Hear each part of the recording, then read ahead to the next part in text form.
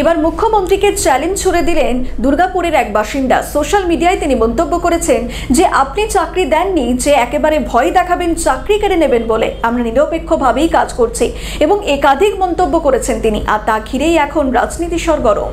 এই খবরটি নিবেদন করছে স্বামী বিবেকানন্দ ইউনিভার্সিটি, আপনার সন্তানের স্বপ্নের ভবিষ্যৎ গড়ে তোলার একমাত্র সঠিক ঠিকানা। যোগাযোগ 7044086270। রাজ্যের ভোটার তালিকা সংশোধন নিয়ে উত্তাল রাজ্য রাজনীতি। ইতিমধ্যেই রাজ্য নির্বাচন কমিশন শুরু করেছে নির্বাচনী প্রক্রিয়া। বিএলওদের নিয়ে কলকাতায় প্রথম দফা বৈঠক করেছেন রাজ্য নির্বাচন কমিশন।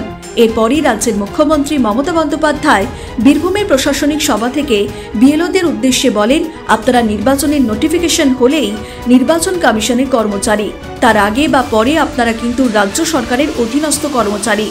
ডিএমরা দায়িত্ব দিয়ে দিচ্ছে নিচের কাউকে, তারা কিন্তু খেয়াল রাখছে। এই যে পশ্চিমবাংলা থেকে প্রায় 1000 লোককে নিয়ে গেছে ট্রেনিং করবার জন্য দিল্লিতে, আমি জানতামই না। এটা ডিএমদের উচিত ছিল অ্যাটলিস্ট আমাদের ইনফর্ম করা।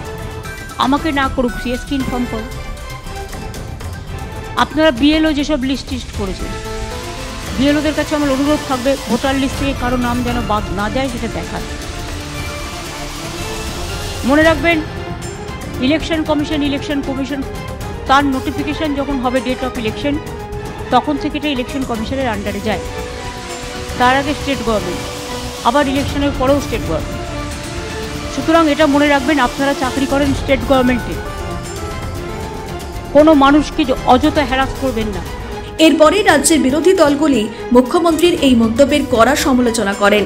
এরই মধ্যে দুর্গাপুরের বাসিন্দা বুথ লেভেল অফিসার চিরঞ্জিত ধীবর মুখ্যমন্ত্রীকে চ্যালেঞ্জ ছুড়ে সোশ্যাল মিডিয়ায় মন্তব্য করেন, ভুয়ো ভোটার পেলে অবশ্যই বাদ দেব, নিরপেক্ষভাবে ডিউটি আমার দায়িত্ব, আমাদেরকে আপনি চাকরি দেননি, যে চাকরি কেড়ে নেওয়ার ভয় দেখাবেন। আমাদের এখনো ট্রেনিং সম্পন্ন হয়নি, তবু আমরা যতটুকু জানতে পেরেছি মৃত মানুষদের নাম বাদ দিতে হবে, সমস্ত ভুয়ো ভোটার বাদ দিতে হবে।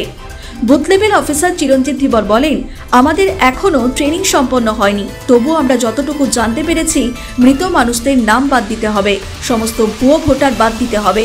সংবাদ মাধ্যমে আমরা এমনটাও জানতে পেরেছি বাংলাদেশেও ভোটার কার্ড রয়েছে, আবার এদেশেও ভোটার কার্ড রয়েছে। এছাড়াও কোনো ব্যক্তির কোনো এলাকায় ভোটার কার্ড রয়েছে, কিন্তু সেই ব্যক্তি সেই এলাকায় থাকেন না, কিন্তু তার ভোট পড়ে যাচ্ছে সব নির্বাচনে। এরকম নানা সমস্যা রয়েছে, সেই জন্যই সারা দেশ জুড়ে এই প্রক্রিয়া চলছে। আমরা সঠিকভাবে কাজ করতে চাই। এই ডিউটি আমাদেরকে ঊর্ধ্বতন কর্তৃপক্ষের মাধ্যম দিয়েই কিন্তু আমরা পেয়েছি, এসআই এর মাধ্যম দিয়ে পেয়েছি এবং যারা ইআরও তাদের মাধ্যম দিয়ে আমরা পেয়েছি এবং আমরা এটা করতে বাধ্য, এটাও একটা বিষয়। কিন্তু তা সত্ত্বেও আমরা দেখলাম আমাদের আদরণীয় মাননীয় মুখ্যমন্ত্রী উনি যে ভাষাতে পরোক্ষভাবে আমাদেরকে বিএলওদেরকে, সমগ্র বিএলওদেরকে একটু মানে বলে দিতে চাইলেন যে এই ডিউটি আপনারা এমনভাবে করুন যাতে কোনো নাম না বাদ যায়। এটা আমরা শুনলাম, কিন্তু যেটা আমাদের বিষয় যে ভুয়ো ভোটার যদি আমাদের যেটা দায়িত্ব বা কর্তব্য, এখনও ট্রেনিং সম্পূর্ণ হয়নি, কিন্তু যতটুকু আমরা শুনেছি যে আমরা মৃত ব্যক্তির নাম আমরা যাতে বাদ দিতে পারি এবং ভুয়ো ভোটার যাতে আমরা না তুলি, এগুলোর আমাদের ইনস্ট্রাকশন আছে এবং আমরা প্রপার ডকুমেন্ট নিয়ে আমরা কাজ করব। আমরা নিরপেক্ষভাবে কাজ করতে চাই, এখানে কোনো রাজনীতির বিষয় আসছেই না। দেখুন, আমরা আপনাদের মাধ্যম দিয়ে আমরা দেখছি যে একজনের বাংলাদেশেও ভোটার কার্ড আছে, আবার এখানেও ভোটার কার্ড আছে, তো এইরকম নিশ্চয়ই কোনো না কোনো সমস্যা রয়েছে। সেই জন্যই এই স্ক্রুটনি হয়তো সারা ভারতবর্ষে চলছে বা আগামী দিনে আসতে চলেছে।